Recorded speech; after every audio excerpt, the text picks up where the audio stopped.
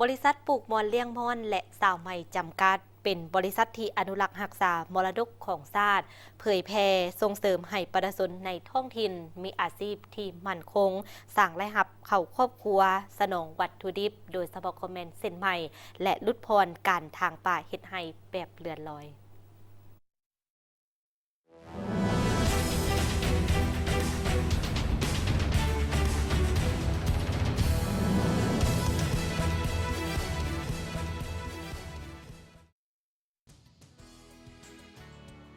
ท่านนางสมประสงค์จันทวงศ์ที่ปรึกษาฝ่ายการตลาดได้ให้ฮู้ว่า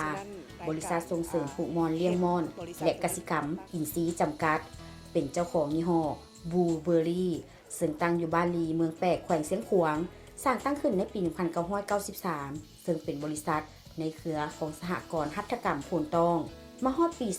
2022 ได้เปลี่ยนชื่อเป็นบริษัทส่งเสริมปลูกมอนเลี้ยงมอนและกสิกรรมอินทรีย์จำกัดเพื่อให้แทนเหมาะกับการปฏิบัติเวียกงานตัวจริงของบริษัทได้พัฒนาสินค้าที่มีคุณภาพออกรับใช้สังคมภายในและต่างประเทศ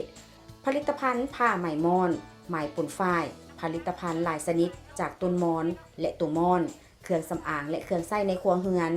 จัดฝึกอบรมสร้างอาชีพให้สาวสร้างหัตถกรรมสาวกสิกรรมได้หลายๆพันคน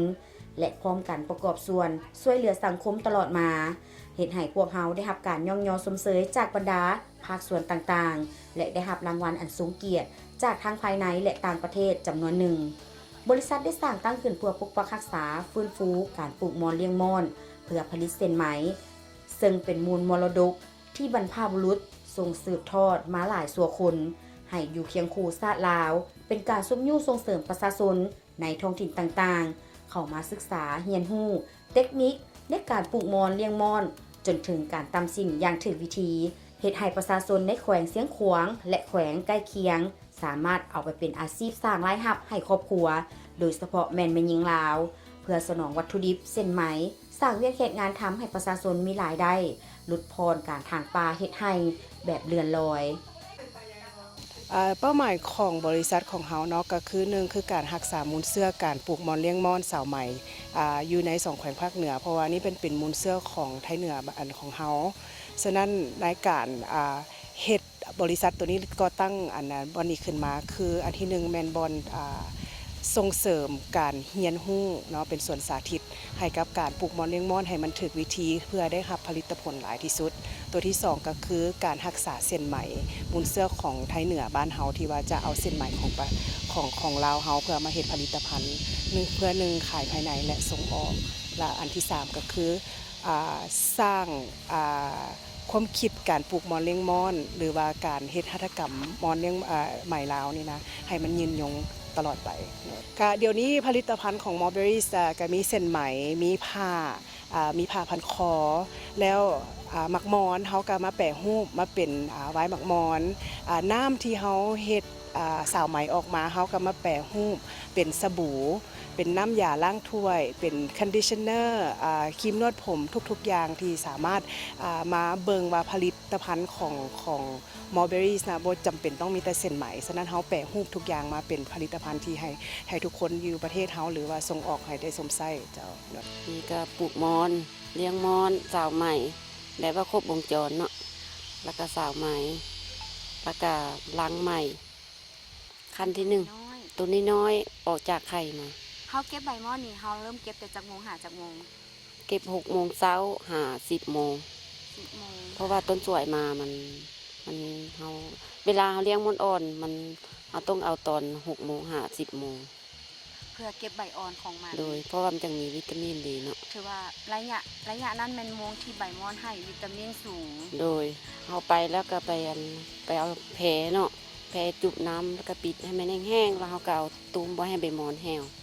เฮาต้องรักษามัน3ตอนเช้า6 โมงต้นสวย1 โมงตอนแรง6 โมงปัจจุบันในสวนแม้นมีต้นมอน5สายพันธุ์ที่ปลูกเพื่อเลี้ยงตัวมอนมีเรือนเลี้ยงมอนทั้งหมด5หลังนับแต่อนุบาลจนถึงเข้าโลกได้จัดส่งตัวมอนที่แข็งแรงให้บรรดาประชาชนอ้อมข้างเมืองและบ้านในแขวงเสียงขวางเพื่อนำไปเพาะเลี้ยงทางบริษัทยังมีนโยบายในการสนับสนุนผู้ที่มีความสนใจและต้องการเลี้ยงมอนโดยการอนุบาลมอนที่แข็งแรงและส่งให้เลี้ยงเพื่อผลิตเส้นไหม หรือเมื่อม่อนเข้าโลกแล้วนำมาขายให้แก่บริษัทได้คืนอีกนอกจากนั้นยังได้ขยายปลูกมอนเลี้ยงมอนไปเมืองทาทุมแขวงไซสมบูรณ์และได้สร้างตั้งสาขาอยู่ที่นั่นสร้างสวนมอนและศูนย์เพาะกล้าต้นมอนเพื่อแจกจ่ายแนวพันธุ์ให้สมาชิกได้ขยายศูนย์เพาะพันธุ์ต้นมอนที่นครหลวงเวียงจันทร์ควบคู่กับการส่งเสริมให้ประชาชนปลูกต้นมอนและปลูกไม้อุตสาหกรรมบ้านโพนหายคำและบ้านงมเมืองไซธานีโดยได้รับการร่วมมือกับมูลนิธิเมแบงเพื่อส่งเสริมการผลิตด้านการปลูกมอนเลี้ยงมอนควบคู่กับการตำหูกทอไหมและได้รับถึงสร้างห้านค้าและศูนย์สาธิตเรียนรู้ด้านการปลูกมอนเลี้ยงมอนสาวไหมตำหูกและกสิกรรมอินทรีย์แห่งนี้นอกจากนั้นบริษัทยังเปิดกว้างให้บรรดาผู้ที่สนใจมาศึกษาทัศนศึกษาและเรียนรู้เข้ามาสอบถามและศึกษาได้โดยบ่เสียค่าเพราะทางบริษัทอยากให้ทุกคนได้มาเรียนรู้และสืบทอดภูมิปัญญาให้ไปสู่รุ่นต่อๆไป